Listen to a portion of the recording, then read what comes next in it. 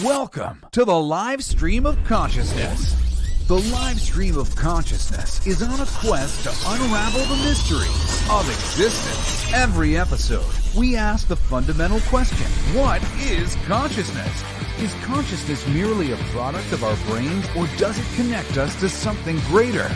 Explore the very fabric of our thoughts. Don't miss a moment. Expand your awareness and tap into the boundless potential that resides within you. Welcome to the live stream of consciousness. Yes, welcome. You made it to the live stream of consciousness. And I made it too. What's happening? It's Michael's in. It's Halloween. I didn't have a costume, so I figured I had a head. So I would just use that to scare you because it's Halloween. So I hope I didn't scare you too much, but welcome to the live stream of consciousness. I'm Michael Zinn. This is my happy place. Every Thursday, I go live at 9 p.m. to have an amazing conversation with an interesting guest, another member of society, another puzzle piece to the big picture. So I'm building that big picture as I go along. Every Thursday, the puzzle is becoming clearer and clearer. I hope for you guys too. I scare easy. Sorry that I scared you, Helen. What's up, Helen? Good to see you. It's Halloween, so I don't know who's out there, but hello. Thank you for coming. If you're live, just type it in the comments, #live. If you're here watching the replay, #replay. That just helps me grow the algorithm, grow the show. It shows the algorithm that people are watching, that people are saying hello, that people are here. And I love to have, what's up, Quiet Healer? I love to have great conversations. I love to bring conversations to people who maybe don't hear about this stuff or don't talk about this stuff at work. They're afraid to talk about it at work. And here's a place to feel comfortable about it. So welcome everybody, and welcome Grace Grella, who is watching live. Good to see you, Grace. I'm super excited tonight because I have a wonderful, wonderful guest who has some degrees of separation from me and what I do with the Jackie the Joke Man show, and that is that I have a woman who is a psychic comedian. She's a psychic medium and a comedian, and also I love this phrase on her website. She calls herself Divine Femedian, which I love. I love that divine feminine play. You know how much I love play on words. Come on. So anyway, I'm super excited, and we're going to have an amazing conversation with Kristen Tinsley. Welcome to the live stream of consciousness. How you doing, Kristen? Hey, thank you so much for having me, and happy Halloween, everybody. Happy Halloween. Yes. Oh, you're so welcome. I'm so excited that we're finally here talking. Yeah. We met at one of I believe it was Diane Hutnick's events, and yes. We spoke briefly, and I was like, oh my God, I got to have her on my show. And then I kind of lost touch, and then we gained touch again through Janice and the Angels for Abby event, and Angela, your partner. So I'm so excited to have reconnected with you guys, because I know when I filmed her show with Angela, it was awesome. And I got a little taste of the psychic comedian vibe, and it's very, very, very, very cool. And Helen says, a psychic comedian, the jokes write themselves. Oh, pretty much. They pretty much do. Well, the jokes are funny, but it's about the life experience of what the stories are real. Go through. Right. The stories are real. I mean, of course they're exaggerated for comedy, but the stories are real.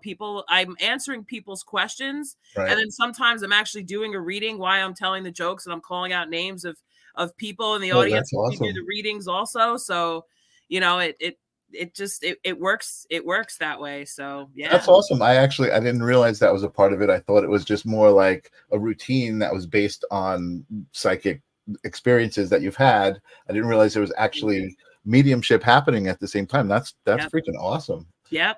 That's what happens, because it's funny. Amazing. Me and Angela, we both separate. Like she does her set, and then I do my set, and then she does readings for the audience, and then I come out and I do the readings. So we, awesome. Because we're very different, so it's it's cool, you know, and everybody, you're doubling your chances to get read by somebody. And we never want to leave the audience feeling disappointed. We don't want to just go in there and read 4 or 5 people. Like if we can get to 20, 30 people, right. You know, that's the way it is. So right. That's cool. You know what? And that's, I respect that. I know a bunch of psychic mediums, and I really respect when that's the attitude, right? Like they really they feel bad when there's a room full of people and they don't get to them. You know what I mean? It's like, because they're there to really give people the messages, and I just love that. Well, I want to talk all about that. I want to find out what it's all about, and basically hold some space for you, but I also want to get some sound clips for my show. So I always pose this question to all my guests. I love it because there's no wrong answer. It's an amazing question, and it makes a great sound clip. And that question is, what is consciousness? What are we talking about? Consciousness to me, let's see. I would say that consciousness to me is being very aware of. Okay, to me, there's 2 separate parts to people. Okay. There's the living human being that walks around the earth doing day-to-day things. And then there's a consciousness of a mission that you're on soul-wise. And it's not losing that connection with that, and realizing that don't sweat the small stuff. Keep your main focus on where you're going. To me, that's what consciousness means. It's an elevation of your spirituality each and every single day. Of how you're growing spiritually and being consciously aware of that, as opposed to just allowing things to just happen to you and falling into life circumstances. So yes, no, I think a bit that's pretty big, and I don't think anyone specifically kind of separates that, which is the kind of like, be conscious of you and who you are, and forget about the outside world and all of that stuff. That's just like, you know, that's just the experience, you know what I mean? But you are the main focus, you know, you are the main character in the game of life. Yeah, exactly. And I want to say hello to Bruno. Hello, Bruno. I don't see Bruno's name in here usually, so welcome. Hi, Bruno. I appreciate you coming by. Bruno's one of our biggest fans. He shares all of our shows since like the very start of everything we've ever done. Amazing. Those people are the best. I love that, Bruno. So thank you, Bruno, for coming. I hope you like this show. Hit subscribe, hit like. I'm glad you commented, because that helps the algorithm as well. So my next question, which kind of is going to lead us into who you are and what you do and all of that stuff, is to ask you if you can recall a specific story, a specific moment, if you have a favorite, where you realized like life is not everything that they tell you. You know, there's more to it than just kind of waking up in the world. There's more happening. Is there a specific moment that you can remember? So a few years ago, probably more than a few years ago, I had to go to the hospital because I had an infection in my leg. And I was in a lot of pain, and I just remember just feeling sick, and I was like, I needed to go. And I was in a really dark place at that time. And I walked into the hospital, and they told me to step on the scale. And I hadn't looked in the mirror for 7 years, or probably like not 7 years, about 3-4 years. I hadn't really looked in the mirror. I just was not where I needed to be in my life. I was in a horrible relationship, and I had been praying every day. And I had been hearing what I now know, you know, is my spirit guides coming in every single day, questioning me, you know, when are you going to get your life started? When are you going to get started? And they weren't giving me the pushes and the nudges that I needed, that I get now, and the downloads that I get now. And when I stepped on the scale, I saw that I weighed 605 pounds. Wow. And I know that people will be like, well, how do you not realize that it had gotten that bad? But you're not moving in your life, and you're not doing anything. You're not putting clothes on. You're not going out into the world. You're not doing anything. You know, you're not paying attention to that stuff. I was just being robotic. And I said to myself, well, at 1,000 pounds, I know that means death, because 1,000 pounds, you know, Walter Hudson will remember that, you could die from that. Right. So I said to myself, well, I'm only like 400 and some odd pounds away from that, so I might as well just die. Wow. And I felt this, I would say every single particle of energy in the room came in and squeezed me. Everything, anything that had energy, it just felt like this cloak. And I heard this voice say to me, God doesn't care if you look good in a bikini. He wants you on your life path. Mm-hmm. And I realized that the body, even though the body I was in was unhealthy and it needed a lot of help, I realized that then it didn't matter. Everything that I had been hoping for, dreaming for, everything that I was here to do to accomplish on this planet needed to be done regardless of what I weighed. And I had never heard a voice like that before come in and say that to me. And things were just very clear. Yeah. And I said, okay, okay, I'm gonna save my life, my body, so I can keep, moving forward spiritually. Wow. So then I was very aware of something bigger than my own intuition, much bigger. Yeah. That's probably that's probably the most significant story anyone's told, I think. Yeah. When I asked that question, that's really phenomenal. And I mean, and it's really it's almost like, as dark of a story as it is, it's like a happy story, right? It's like, oh yeah, it's like you were unconscious, right? Talk about what is consciousness. You were unconscious before that. And I think, and I think one of the things for me, and I don't like the terminology, spiritual journey, all of those things, but one of the things about being aware, right, is that I don't really judge people who aren't aware or who are unconscious, right? Just kind of going day to day, because I get it, right? I was there at one point. Yeah. I see the things that lead to that, right? Society kind of, all of the things that, we're kind of born into. There's a lot of pushing towards that. I mean, some people are lucky; they're born into families who are outside of that kind of belief system. You know what I mean? And I think there's a big movement right now, again, the spiritual journey kind of thing, where people are becoming more aware. And that's really what this show is about. These conversations are about, because, I mean, 10 years ago, you couldn't have these conversations. You couldn't go out and be like, oh, I'm a psychic medium. It's like, it wasn't as accepted, and people are really, not only are people accepting it, but more people are even coming into their own abilities with it. You know what I mean? I was never aware of that. I was never aware that it wasn't accepted. I was very much aware of other things that were not accepted. Especially like being overweight, coming from a certain type of family. Wow, yeah, I knew that wasn't accepted. So I knew that at least I had something, even though I didn't grow up knowing what a psychic medium was. I just knew, and you felt connected to it. I felt connected to it. And I never felt like, oh, don't tell anybody that, like, don't say anything. I remember someone telling me one time, when I would just give, information to people without realizing what I was doing. And they would be like, wow, that's really right. Like, what, and I was like, well, I'm a medium, before I even, did that. And the spiritual journey, I know that that's a buzzword. A lot of people, oh, I'm a spiritual journey. Listen, the spiritual journey is rough. It's dirty. It's painful. But if you're not aware of it, because I did lose well over 300 pounds. I did that. And I've kept every pound off, not just because of following a diet, not just because of anything else, but because I was on a spiritual journey. Because when you focus on changing other areas of life rather than your weight, the body, like, you lose weight naturally. Yeah. Yeah. So absolutely. Yeah. And there's so many things about, it's not like I don't like the spiritual journey, right?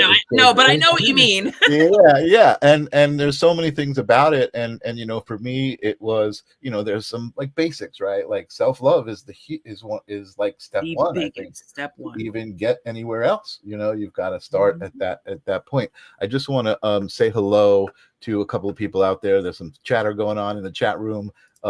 Johnny Lambrose. My friends are here. Yeah, he says, I remember Michael from Women of Armageddon. That's great. It is still around. Womenofarmageddon.com still has. I stopped shooting that calendar in 2016. But there is a website. By the way, Michael's a nice guy, as is Kristen. I love that. Yeah, this is a good vibe show. That's the thing about it. It's like, I mean, all sorts of things are going on in the world, but here's a place to not only have conversations you can't have at work, but to just chill and be comfortable and love each other, right? It's all about love. So thank you, Johnny, for coming. Subscribe, comment, all of those great things. And Charlie, thank you. Johnny Lambros. Charlize, yes. It was amazing. My Also, girl. thank you. Yeah, well, welcome. I appreciate everybody coming here and contributing their energy to this. So awesome. So those are some great experiences. So now, but that doesn't tell me how you got into comedy or how you started mixing it up. So why don't you tell me, you know, what's up? And so I don't want to jump right into that, right? I like the spirituality edge of it. I like kind of the consciousness. I love the physical journey that you took. That's really significant, and not a lot of the stories that I hear about people on their journey, right? It starts with some sort of trauma, and that's not the typical trauma, but that certainly is traumatic. And from what you're saying about, you know, you knew that you couldn't be fat, right? Like that was. That was a no-no, like you can't talk about psychic mediums, but it, you know, a whole different thing. That is, you know, that's powerful, man. I'm just trying to wrap my head around it, because you are what you are. Your physical being is what your physical being is. Now, certainly you have choices that you can make to control it or not, but there are certain things you can't control. And you know, you're not everybody's pretty, not, you know, ugly. To me, ugly is pretty, right? I love the differences in people. I love that we all are different physically, personality wise, right? We all have different personalities. That doesn't mean I love everybody's physicality or I love everybody's personality, but I don't hold it against them. You know what I mean? Right. It's like, you know, it's who they are. And it's just like, okay, I have my preferences, right? Or whatever. But anyway, so back to you. I want you to tell me your story. I want to know more about you. You're awesome. So thank you. So real. So comedy is actually the one place where you can be fat, you can be ugly, you can be old, you can be young, you could be in a wheelchair, you can have one arm, anything that makes you stand out or just makes you just whatever. You can fit into comedy. Because when I first started, when I went to college, I went to school for film. I love film. I love making movies. I love horror makeup. I love screenplays. I love all of it. That was my passion. I loved it. But in order for you to get in certain places in the film industry, you have to look a certain way. And you also have to, you can't be smarter than anybody else. You can't be more talented than anybody else. And you have to look a certain way, and it's who you know. And I found lots of people that I knew, but it wasn't going to give me what I needed. I didn't feel fulfilled. So literally how I started comedy was I walked into a bar. That's exactly how it happened. I was dating this guy, and he said, "Oh, you know, come to an open mic. I go to this bar. They do comedy there." And I didn't even think about it. And I literally walked in, and I met that night. I met my friend Steve Rocco Perillo, and I also met my really very, very good friend Teresa Farrell. And I was nervous. I said for some reason it just fell out of my mouth. I was like 400 and some odd pounds. And I was like, I'm not getting up there on that stage, but something made me do it. Right. And I needed to be on that platform, and I needed to be able to talk. I needed to get out of the house. I needed to put myself where I needed to be. So it's I guess that was how they guided me towards this, because I wanted to do platform readings later on. I wanted to do evidential mediumship, and being in comedy just excelled that. So I literally just walked on stage. I told some jokes. People laughed. And before I knew it, it was, oh, we want to book you on this show. And, oh, we want, of course, you find out because they want you to bring people. But, you know, right. That out of it, they're encouraging you. They're pushing you forward. They're not. Sure. And I'm not a person that's going to be, you know, I'm a Sagittarius. Like, you're not going to tell me that I'm not going to do anything. So and then I teamed up with my first comedy partner, Chris Cuff. And we said, you know, we should really do, you know, female-based comedy shows. So I said, all right, let's do it. You know, you can rent the room in the giggle room, and you can put on a show. And the first show we did was called Vagicilly. And it was all female lineup. And I know you like a play on words, and that's exactly what you're going to get. Because, by the way, the divine femmedia means divine feminine medium comedian. Nice. So, I love it. Yeah. So we did. And then we just started booking more shows. We made commercials. We did all that. It's just something that you just kind of, you know, you fell into it. And I just never gave up on it because it gave me this energy and it introduced me to all these people, and it just started opening me up in ways that, you know, I really can't explain. Going from this person who was very shy, I am a very shy person, believe it or not, you know, sitting in the house all the time, making excuses to not wanting to go out because of my body and my size, and, you know, and just kind of staying in the house and hoping and wishing that something would happen, to actually being accepted and going out and doing, because nobody said anything to me. I could make my own fat jokes, you know, and I did it, you know, and it just didn't stop. So get I met the elephant in the room out of the way, so to speak. Right? Exactly. And then, you know, years later, I had, you know, a couple of years ago, I had wanted my 40th birthday. That's when the Divine Comedian was given to me. I said, you know, I want to do a show for my birthday. I want to come out as a medium, but I knew I was going to get made fun of. I just knew it. Like, and the Long Island comedy scene did not fail me, especially my friend James Raniolo, God rest his soul. He made fun of me like he would, the Long Island Schmedium. He would talk about crystals and all this stuff, and I would just laugh and laugh, and, you know, and it was funny, but they didn't get it. And then I had tried to combine, you know, comics opening up for me before I did the readings, and that just didn't work. It didn't feel authentic. And then last year is when I met Angela La Rosa, and she did a show with me. She was new to comedy, and we had met prior to that. I went to her graduation show, not knowing that she would be such a big part of this journey. And we met. We started to. I think we were on the phone for like 4 hours, and we said, you know, okay, we're gonna do this show. And then we did.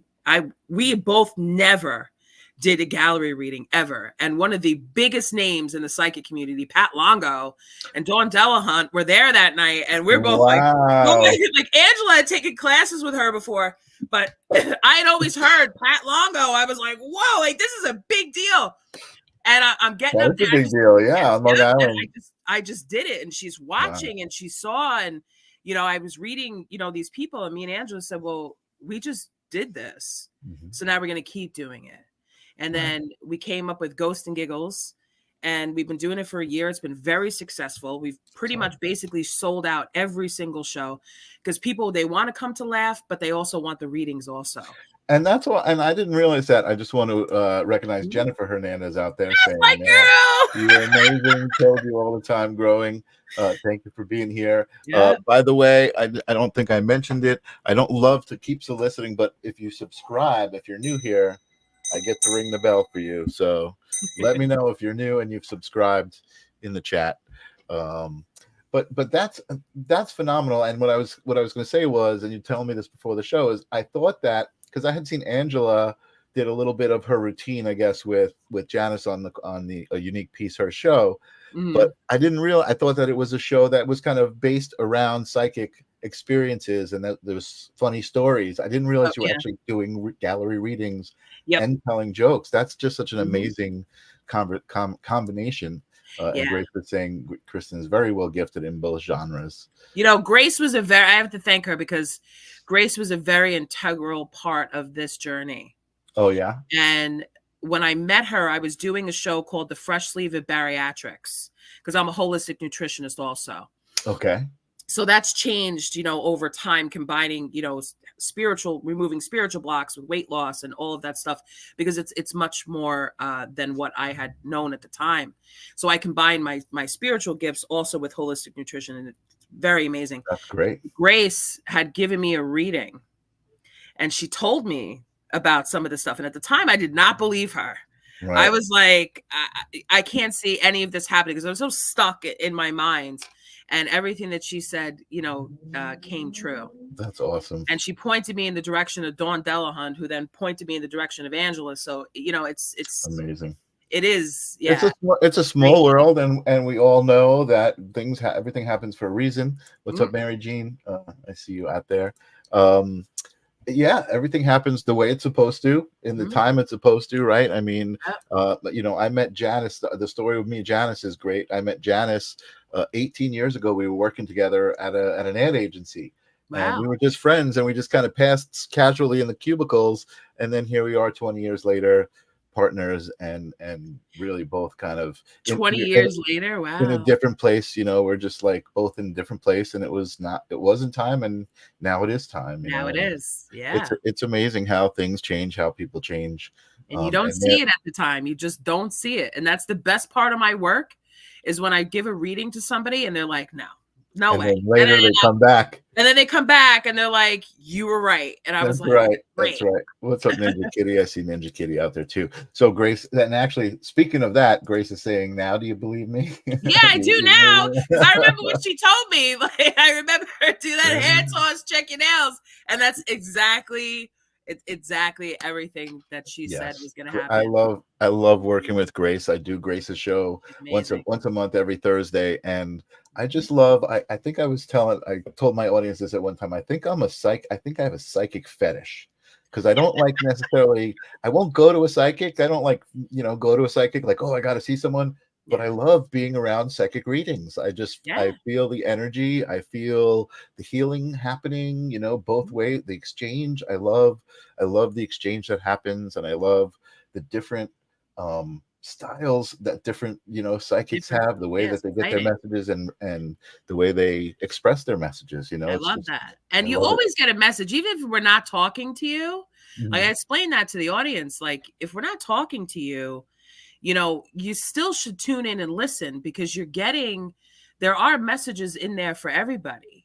Mm-hmm. Messages from spirit is a big thing, mm-hmm. And we get messages constantly all day, whether we like to acknowledge that or not. We all do. That's right. And if you open up to it and you're more aware, you could be steered in a direction where, you know what, you may not need a psychic, reading forever. I've been seeing one of my readers since I'm 20 years old. Right. And every time I only go to her when I'm like really stuck and I just can't figure it out. But, well, I think what's interesting to me is the crossover, right? So I was never really a big fan of organized religion, but it wasn't the basics of religion and what it was supposed to be about. It was kind of the way religion was made into the church, and I was raised Jewish, but the temple and just the way modern religion handled what I felt was separating you from God, right? And I think spirituality is more of a connection of you with God or source or whatever you call it, right? Yeah. And that was the other thing I had a big problem was the personification of the idea of God, and I think that's really what religion kind of was about for me, and that's what I didn't like. But the crossover of even the messages that psychic mediums get, that channelers get, right? So you think of somebody like Bashar, right? And Bashar's messages are really basic philosophies that I think a lot of people who are aware and awake and spiritual believe in, right? Like, follow your passion, do that when you're at your highest excitement, what I mean? That's telling you something, that's guiding you to a certain, that's your guide. That's your intuition. I will tell you this. When I asked my guides who they were, sometimes you get like you'll get a name. Like, some people say, oh, my guide Lucy, or my guide whatever. I literally got a name, and when I Googled it, thank God for Google, I don't know what they did in the past, but it was actually a conscious, like a belief. And I was like, wow. It was a philosophy. I love that. And I was like, what? Like, I couldn't put it like, you don't together. Remember what the word was? I think it was Hassun. It was wow. Hassun. I love that. And I looked at it Hassun. I'm probably pronouncing, totally butchering it, but I had always felt of like a very like strong connection to that culture where that name comes from. Wow. And if you ask and you get these weird names, and if it doesn't make sense, look it up anyway, because you really don't know. And that's what this is. I love that so much. So we don't have like, or at least I believe this, we don't have just like, okay, we have this guide or that guide or this guide. This could be if you're a channeler of philosophy. Because when I channel for people, like right now, you're talking to me, but if I was reading you, you're talking to a higher level of consciousness. You're talking to a different, I don't want to say entity, because I know it scares people, but I'm connecting to something that I'm feeding you information from. Yeah, absolutely. It makes sense. It's never basic. Yeah. And that's No, what I love I that. feel like organized religion got wrong about God. Mm-hmm. He was a person, and he was able to receive these messages and speak to people. But because we all have to acknowledge that there is something higher than that. Right. So Right. Yeah, no, I agree with that, and I also kind of agree with what you were saying, right? About like it may be sounding scary, but I like the idea of a higher aspect of yourself, right? So yeah, like it's like a fractal, right? When people talk about the basic philosophy of we are one, right? There's one consciousness and God, yeah, and God decided to split himself into infinite personalities to experience himself, right? That's I can resonate with that. I'm like, all right. I have never heard that, but I actually like that. I like that. Yeah. So each one of us is actually a fractal of God. And I love I love that as Pauser comes in and says, hello, Bashar and Daryl are top notch. Ola ascending fractal wonders. That's her term for people there. We're all ascending fractal wonders. And I I love like that. that. And yeah, it's interesting because Bashar has come up a lot for me in the last couple of months, and I kind of take it for granted that everybody knows who that is. And I'm like, oh yeah, Bashar, and they're like, huh? And I'm like, Daryl Anka, and he's not as well known as I guess I think he is, but he's becoming that. I see him more and more on people's podcasts, and again, his style of channeling is very interesting because Bashar is a cosmic entity, but speaks very, very frankly and wisely about these things, like I said, these philosophies. And another thing I always felt about psychic readings and some of the different psychic advice, channeling and Akashic records and all of these things, I felt that they were so very similar to therapy, right? Because there's a lot of talk about going back into the past, into past trauma to try to heal. Absolutely. And to me, that's like, okay, that sounds like a therapist, but I think there are different exercises that are considered spiritual, like meditation is a simple way to kind of focus. It's very different. Yes, Yeah. it's very different. I am a spiritual counselor because I studied that because I was shifting away from the scary word of psychic medium, because I did realize that a lot of my readings were kind of turning into therapy sessions. Hello. And what I realized from that was that I am a medium by design, and we're all people by design. So a lot of my life experiences that I went through, I realized that it wasn't just to torture me. It wasn't to punish me. It wasn't anything like that. It was so that I had this information in my head so that I can help someone to get through something. So whereas a therapy session may take you 15, 20 years, but when you sit down and you're channeling, a different philosophy or a different way of thinking, or you're really going back to the real root problem of where somebody is stuck, and you clear that block in 5 minutes, and then they're like, wow, I didn't realize it was that, or wow, I didn't realize that was still bothering me. I had to do that work myself to find out where those blocks were, and I was shocked. I was shocked. But as a healer, so I just got this funny picture in my head, right? As a healer, again, it's an energetic exchange. And when you do that for someone, I just heard like a video game sound, like a bling, like you got like this extra points, for healing them. You got your extra life points, you know what I mean? Because it's such an amazing energy exchange. And I think that's one of the things I love about being around psychic mediums, doing their readings and kind of in that whole energy. We got a lot of funny comments. Helen says, I've always wondered who my guides are. She just doesn't remember to ask. I didn't either. And then I just asked. I was like, who are you? Like, who are you? I need to know. So ask them and meditate, ask them, and just allow it to come in. Absolutely. I'm going to agree 100%. And Jennifer says we are all God in a costume. Exactly. God has an infinite number of costumes, and each one of us is one of those costumes. I like you, girl. I'm going to look you up. I love that. Oh, Jennifer is awesome. Jennifer has her own broadcast, and we came in contact, and she supports this show. I support her show. It's great. Helen says, I always believe we are one cell of the whole.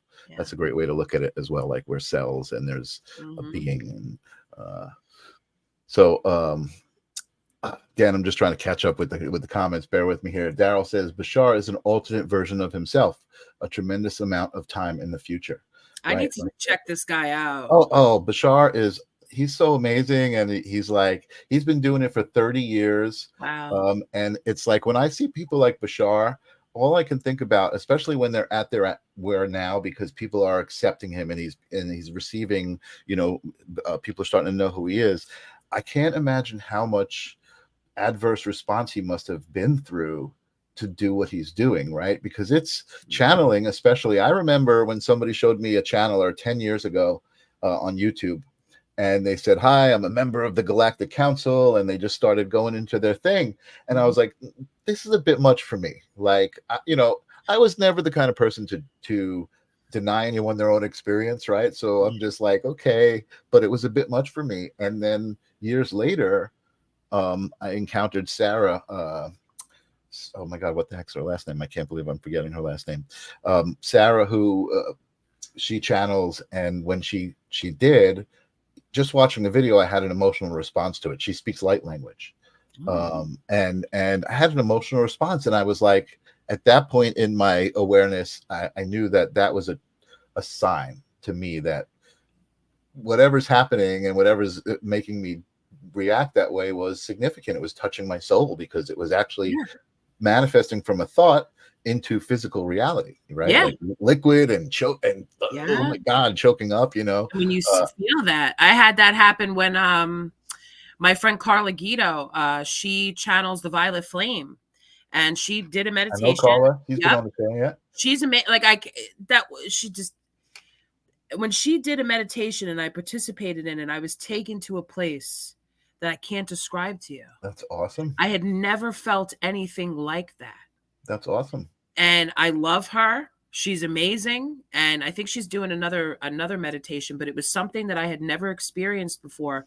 And I knew that, hi, Diane, I knew that this was something that I needed to explore, because sure. You hear about meditation. It's a word that gets, thrown out there, all the time. But we also meditate when we sleep also. That's also a form of meditation. It's all sorts of forms of meditation. Right. Absolutely. And I do it all the time. I cannot do any reading or anything without meditating. Sure. I have to meditate, because I have to learn that shift. But that's just something that comes natural to me as a medium. Channeling was the first thing, because my mother was very into channeling and chanting. And my mother introduced me to tarot cards. She used to, do all of that. It wasn't consistent. She just kind of tapped into it a little bit. But we have books here from the 90s on how to channel. And I remember, kind of reading them. They've always been around, and I saw them recently, and I said, I'm taking these, because this is like a relic. Right. That's so awesome. I learned to do that. Yeah. And automatic writing too. It's channeling. I'm great at automatic writing. You'd be surprised what you get. Yeah. I love that. And Angelo is saying, he's like, get the lady who does the violet flame on the show. She's been on the show, but that brings me to a very, very important point, and the conversation that has come up, and I guess as part of what I'm doing here, talking about these things, I want to talk about like what you do, what you experience. You said you did a meditation with Carla, and you experienced the violet flame in a very powerful way. Yeah. And so that relates to a question Angelo had asked me about. Angelo's kind of on his path trying to figure out things. And he said, what's the violet flame about? Is it real? And I'm like, Angelo, you can't ask me that question. You have to experience it yourself. Because you have to answer that by experiencing it and asking yourself, was that real? Did it feel real? And so I heard a conversation related to spirituality and actually ETs, right? And the idea behind the conversation was reality and information is going to present itself to you, the fractal perception, the one who's perceiving it, the way that you can receive it. So the story that I was listening to was talking about how it was an ET experience, but the guy who had the experience was saying this was angelic. This was something from the angel realm. It wasn't necessarily an ET, but that's how it presented itself as an ET. And I think that that's very important for people to realize, like, all of these things, however you're experiencing these phenomenon, I think don't be afraid to just open up and let it define itself. You know what I mean? Scary story since it's yeah, Halloween. let's go. Halloween. Yeah, let's go. So when I was younger, we lived in Arizona. We lived in Show Low, Arizona. And I remember walking down the street and I remember seeing things in the sky. But when you're a kid, you don't think about aliens or UFOs or anything else. I mean, I did. I mean, at that time, I don't know what was happening in my life. I was young. I think I was in 3rd grade. And I was walking down the street by myself, just wandering around. It was the summertime. It's hot that day. I remember I could still see this happening clear as day. This man pulled up to me in a white truck, and he told me to get in the truck. Ooh. He says, I'm going to take you home. So I thought, okay, small town Arizona. Like I got into the car. Wow. And I remember him reaching for me. And I remember feeling very uncomfortable. I don't want to go there, but very uncomfortable. Mm-hmm. And I just, all of a sudden, I looked down at the end of the street and my vision changed. It was almost like a tunnel of light just going just down the street. And there was a man. And there was no way that my eyes could see that far down the street within that light. Mm-hmm, mm-hmm. And I know that he saw it. I know that he saw it also. Okay. And this man, he was down way at the end of the tunnel of light. And the guy stopped the truck. It was almost as if he couldn't go any further because that's how blinding the light was. And he stopped the truck and he said, okay, you can get out here now. Wow. And I did. Wow. So whatever that was, saved and you, whatever was happening there saved me. And I'll never forget that. And I remember another crazy, powerful experience. Yes. And I mean, I didn't tell anybody. I didn't tell my mother. I didn't tell my sister. I just I knew that I was safe and I just kind of kept it to myself. Right. Because that just was something that was not supposed to happen to me. Wow. I don't know who that man was, nothing. Right. So when I I know the difference between something that's happening in my own mind and something that I'm experiencing. That was an experience. And it was the same thing with channeling the violet flame, where she's speaking, I'm listening with my ears, but I'm being taken someplace else to show me this. Yeah. I saw colors I've never seen in my life. I felt things. And if you've ever felt a download come in, or you've ever felt it up here, it is an emotional experience like I've never felt. Totally.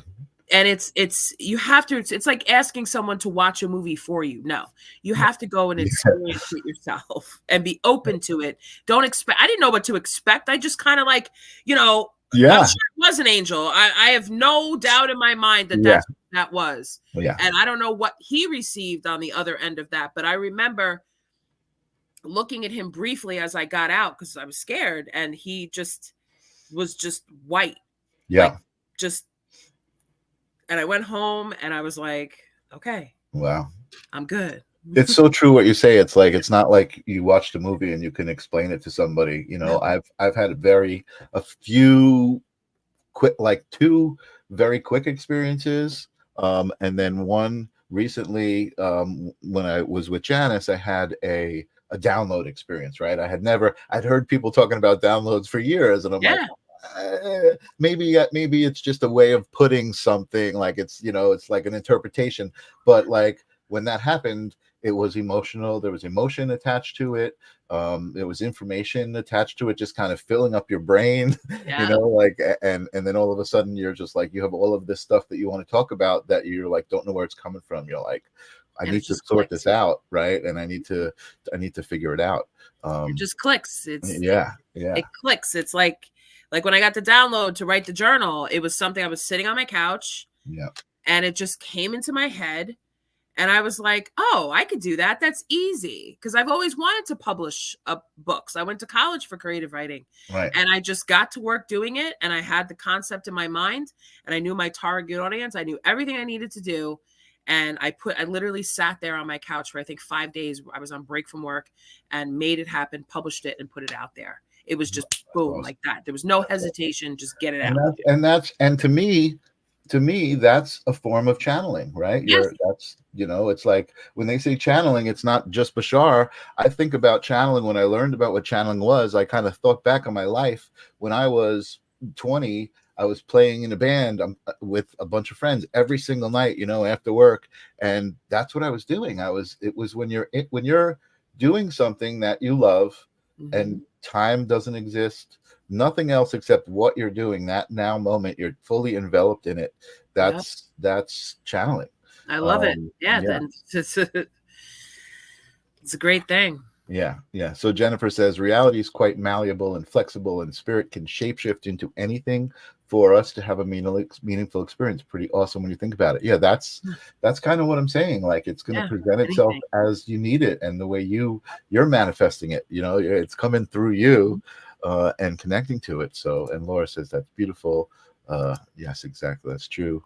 And Angelo, yes, Jennifer, you're doing great work with the community. I love the chat room of my show, because everyone kind of talks to each other, and they're like, well, hey, what's happening? I do want to also acknowledge David Powers out there. I don't think I acknowledged him. I adore you and love you, my friend. So proud Thank of you, David. Yeah, these are my very good friends that have known me for a very long time. So they've seen me go through everything. That's awesome. That's awesome. So let's talk a little bit about that. Let's talk about your show that you're doing now, because I love stand-up comedy, and that's how we kind of also had that conversation, right? You're working with governors, and Jackie the Joke Man and Peter Bales. I work with those guys, and you're friends with those guys too. Yep, I love Peter, and I love Jackie. I always have like a warm space in my heart, because we did this contest at Governors. It was like they pit the comics against each other. Okay. And you had to get the most likes on social media in order to, it was an idea that kind of got out of control. And you had to do certain types of jokes, and not every single comedian does certain, like, you had to spin the wheel, and if it landed on a dad joke, you had to have a dad joke prepared. Right. And I write all of my own jokes. I do that by myself. Gotcha. And Jackie was there, and I was scared, because I know exactly who Jackie is. Yeah. He's an acquired taste, and he is. And I've heard he's a very funny guy. I've met him several times. He is a great guy. He's a great guy, but he is certainly acquired. He gave me some pretty good advice. He gave me like a lot of extra points, and I was like, wow, like, okay, like, and awesome. It made me feel, but I actually won that night. So I was like, all right, cool. Like, I made it all the way to the finals. Yeah. Listen, I'm like, I watch old tapes of Jackie, and I'm like, thank God I work with him now, because I definitely would not have been able to work with him back then. In the 90s, it would have been. Wasn't he also on the Howard Stern show too? He was actually he was the head writer for the Howard Stern show. He was. And the funniest thing I ever saw, and my friend Jennifer, she's still watching this. Butt Bongo Fiesta.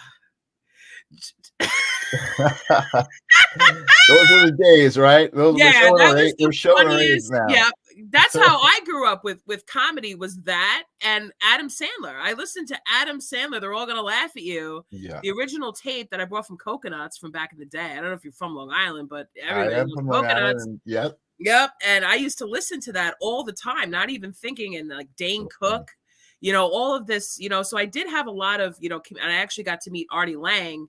Right before I had weight loss surgery. He was doing a show at Governors, so I bought a bunch of tickets so I could get on the show in the little room, just so I could say that I was performing with him, and I actually got to meet him, and he was really cool. So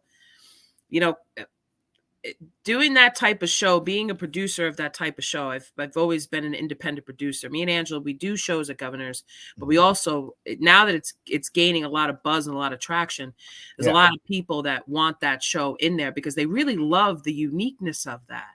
Absolutely. And it's such you have to have that. Yeah, I can see it more at like theaters, than definitely. Yeah, we're working our way up there, but the jokes, that we're telling, like, I tell jokes about, how I grew up a psychic medium, you know, what it was like, you know, to grow up in a house where, you know, you kind of knew what everybody was getting for Christmas. So you weren't allowed to talk to your siblings for a couple of months, you know, like, you know, having to tell people that you're a medium when you're really an extra large, like it, you know, all of these things, you know, that I experienced in life, and, you know, becoming a cheerleader because they were asking me if I had spirit, you know, just all like those types of little quirky jokes, but you're explaining to people what it's like, and then getting out there and doing and demonstrating it. You know, it's about a 2 to 2.5 hour show. Wow. And you know, it's we make the flyers, we're going to start doing merchandise, you know, all that, you know, cool stuff that goes into the creativity, you know, part of it is stuff that I love to do. Awesome. You know, everything I learned in college, everything I learned about filmmaking, everything I learned about that all goes into this. That's awesome. So, that's amazing. And one of my unintentional superpowers is connecting people. So you want to meet Jennifer. Jennifer wants to meet you. She says, "You are so cool, Kristen." We're definitely going to meet each other. You guys should hook up. I know in 6 months I'm going to see you guys working on some project together, and I'm going to be like, "Oh, I'm sure. Hey, listen." This is, you know, me and Angela have always, you know, we've been together. We've kind of kept, you know, it's not that you don't want to ruin the sauce, right? You know what I mean? You don't want to add, you know, you don't want to ruin the sauce. So it's been the two of us. But there's different experiences out there. There's different, you know, as far as comedy goes, you know, we haven't really, you know, met a lot of them that are out there on stage like that. Right. You know, because a lot of them just, you know, kind of, they do it from their house. And that's how we started it. Because I said, oh, let's have a spiritual open mic where people can come and talk about their spiritual gifts and what they do in their business and make a couple jokes about it. Nobody in the spiritual community wanted to do it except for a handful. Right. You know? Totally. Well, that's, you know what, that's another thing I think about this show and about the spiritual journey and the community, you know, is that people are coming together who are heart-centered and who aren't, you know, egocentric, and you know, they're there because they understand that, like you said, you know, everybody's like, or like I was saying, actually, everybody's a piece of the puzzle, right? And I say, like, you know, you find the people who fit right with you, and then there's people who, you know what, that piece doesn't fit right next to me, but it goes over here in the puzzle. It's certainly a part of the puzzle, right? And as you collect those pieces, the picture becomes clearer and clearer, and you know, you start to, you know, it's living with love, right? And understanding that. And I didn't before, and meeting Angela and the way she is straightened me out a lot, because I'm a Sagittarius with a Capricorn moon. So I'm like, sometimes, and she just was, you know, she is the loving, I'm loving too, but she's the loving, welcoming, welcome everybody, I have a gift for you, sit down. Like, she really taught me how to engage with the audience, because I'm a very shy person. So even just doing comedy in the past, just doing regular shows, I would be hiding in the back until I had to get on stage, and then it's transformation into Kristen Tinsley. But she taught me to go out there, talk to people, meet people, look them in the eye, you know, introduce myself to them, get everything set up. And this way that the audiences, they feel comfortable. Because when you're going to do a psychic reading for somebody, especially in a room of over 100 people, you know, you kind of feel a little naked here. You know, you don't know what's going to come out of somebody's mouth. Right. But we're all in a joking, laughing way. It's not so serious. Right. We're laughing. You're feeling uplifted. You know, even if you are coming in there carrying a heavy load of grief, we're giving you these messages, and it's easing that. And you're laughing and you're crying, and it really is a really, really phenomenal experience. Yeah. So it's awesome. It's awesome. And you know, as you're talking and you're talking about Angela and yourself and the different people, it's, you know, it's really that consciousness that you were talking about, being aware of, and it's these simple things, right, that I don't think we're taught, of how you talk to somebody and what that means, what that energetically means in that exchange, right? I think that really we're taught, like, you say things to people, it becomes like a shell, it becomes like your weapons, and it's like, you know, not like extended hands, like you want to hug, more like your fists are up like this, and I feel like if more people walked around like ready for a hug, you know, it would be such a exactly. And I've learned that. I've learned to the amount of love that I have in my heart that I send out every day now. because a lot of those walls and blocks and all that, coming, healing and all of that stuff had to come down, because I didn't realize that I was living in a space of that. I always had to protect myself from people. And it's like, no, these are your people. No one's coming to hurt you. Right. No, you're safe. You're protected. Right. So you're good. Like, go out there and give love and look at people in a different way. And I'm not saying everybody, because we all know, there's right. But when you give love, that's when you are more open to receive love, right? You're not, if you're not out there trying, at least, and you're just waiting for someone to give you love, no one's going to give you love if you're just like sitting there, like, exactly. And that's the part of me that had to change. And when you're in comedy, just straight comedy, it's all ego, because you want people to laugh, and you're taking it personally when they don't. And I always got out there, I said my jokes, I did. If people laughed, they laughed, and if they didn't, then they didn't, and that was okay with me. I love them anyway. And then to have to take that part apart and then open myself up to read for them, and to expose a part of myself that most people don't get to see, it's changed me a lot. And people don't realize, again, the duality of that, meaning like how much strength there is in vulnerability. You know what I mean? Like, there's so much strength in, like I said, if you make the joke first, then they got nothing on you. You know what I mean? Exactly. And I walk through life beating myself up in my minds, making the jokes myself, assuming that people were looking at me because of my weight, because of my height, because of many different things. And it was all an illusion, because people see you for how you are right now. So if you're walking into a room with that's how they're going to see you. Right. Exactly. Totally. And just so you know, all I see and all I've ever seen from the minute I met you is a beautiful person. Thank you.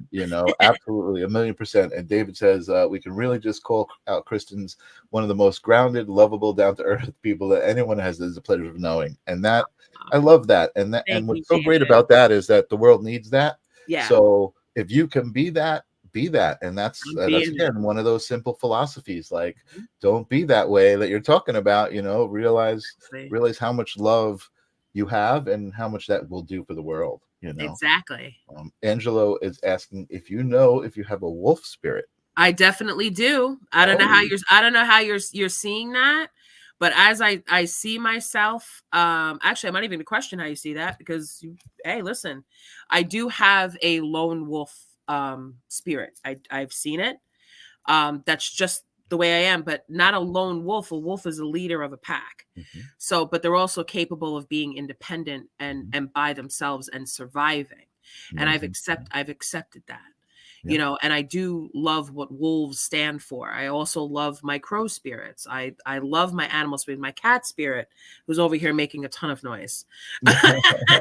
So I always feel, and my horse spirit too, I feel a very strong connection to animals. All your animals, I love them, all the different types. And actually, I used to have a lot of nightmares about sharks, great white sharks. Oh, wow. And I actually realized one time that the shark wasn't there to get me. Well, we grew up in the 80s. Come on now. Jaws scared everybody. I can remember having some dreams about sharks for a while. Yeah.